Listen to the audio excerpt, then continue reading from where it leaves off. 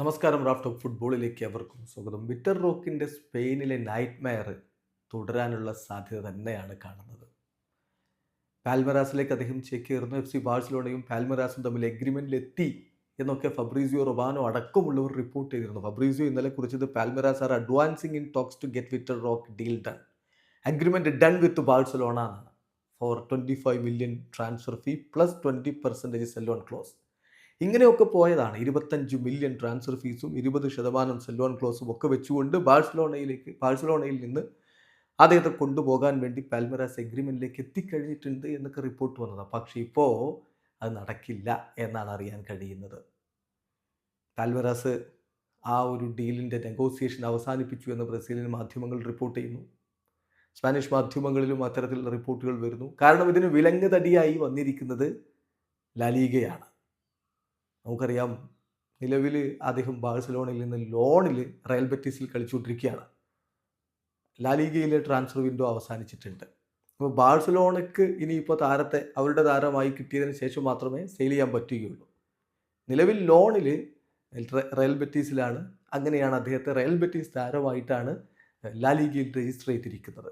അതുകൊണ്ട് തന്നെ തിരികെ അദ്ദേഹത്തിന് ഇപ്പോൾ ബാഴ്സലോണയിലേക്ക് പോകാൻ പറ്റില്ല. ബാഴ്സയ്ക്ക് താരത്തെ വിൽക്കാനും പറ്റില്ല. അറ്റ്ലീസ്റ്റ് ഈ സീസൺ അവസാനിക്കുന്നത് വരെയെങ്കിലും അദ്ദേഹത്തിന് റയൽ ബെറ്റീസിൽ തുടരേണ്ടി വരും. അതാണ് നിയമമെന്ന് ഇപ്പോൾ ലാലീഗ വ്യക്തമാക്കിയിരിക്കുന്നു എന്നാണ് റിപ്പോർട്ട്. നമ്മൾ ആ റിപ്പോർട്ടിലേക്ക് ഒന്ന് പോവുകയാണ്. അത് goal.com അടക്കമുള്ളവർ റിപ്പോർട്ട് ചെയ്യുന്നുണ്ട്. അതിലവർ പറയുന്നത് ഇങ്ങനെയാണ്. കഴിഞ്ഞ വീക്കെൻഡിൽ സ്പോട്ട് അടക്കമുള്ളവർ റിപ്പോർട്ട് ചെയ്തിരുന്നു, പാൽമിറാസ് 25 മില്യൺ യൂറോക്ക് വിക്ടർ റോക്കിനെ കൊണ്ടുപോകാൻ പെർമനൻ്റ്ലി കൊണ്ടുപോകാൻ തയ്യാറാണെന്ന്.